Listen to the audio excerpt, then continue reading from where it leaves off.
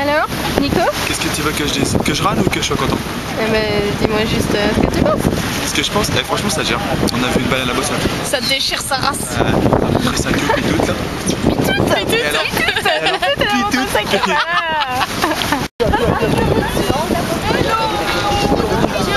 Ouais, c'est bon. Eh ben, c'est sur le bateau là. Salut ou quoi? Non, franchement. Il doit avoir sous l'eau.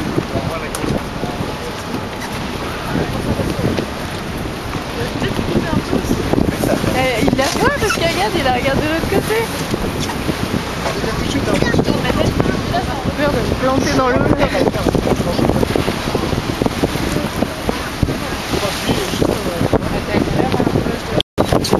sur l'appareil en fait.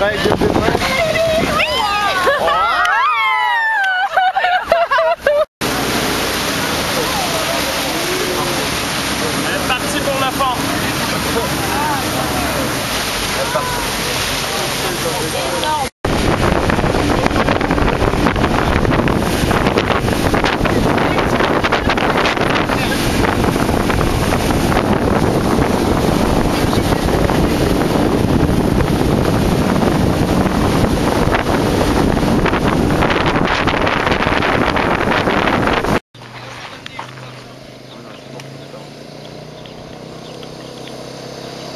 Ça va?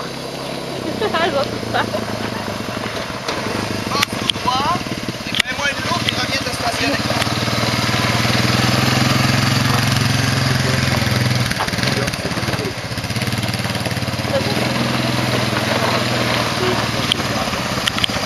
Lui, c'est 20 points, lui, 30. Et Marion, descends-toi en position 2. Et voilà, et tu l'arrêtes avec au petit éperlin jusqu'aux baleines. L'été, on a des baleines.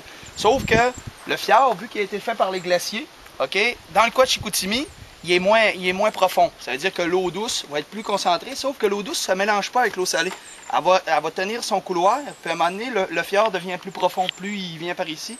Et là, l'eau salée, l'eau douce va descendre un peu, et là, oh, elle va garder, il y a à peu près 40 mètres d'eau salée, et là, il y a à peu près un 30 mètres. Tu le repasser avec Marion, toi? T'es con. Là, je les viens d'ici. Ça va, Coco?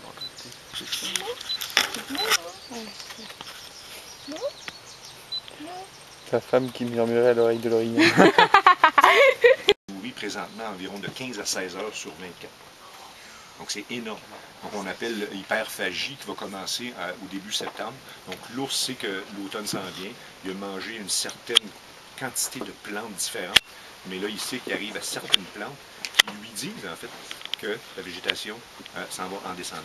Donc il va faire un sprint final et de se nourrir au moins 16. Puis même en hyperphagie, on parle de 20 heures sur 24. Que l'ours va grignoter constamment. Donc c'est beaucoup de végétation. Puis vous avez vu la grosseur des ours, ben, il faut à la sortie de la tanière, c'est de s'alimenter de lait. Les canons en passant, c'est des canons pour envoyer les goélands ou les mouettes des champs de myrtilles ou de bleuets.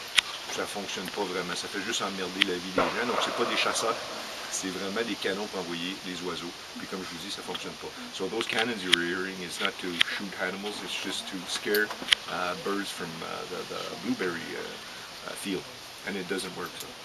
But it just puts people piss off people.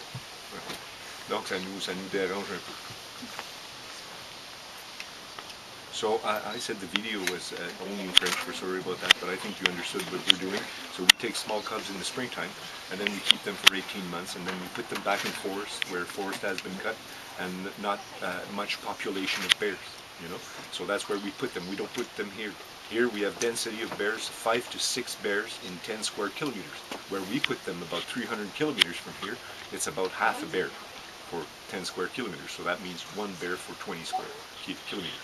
So those are places very good because wood has been cut a long time ago. Now it's regrowing, so it's a perfect habitat for those small bears. So we keep them 18 months, and then we put them in the forest, and we keep them wild, more as possible, so they don't see us. If we have to go into the enclosure, we put black disguise, and they're very scared of us because they. En fait, c'est le seul qui peut passer l'hiver dans une tanière et puis n'en sort pas.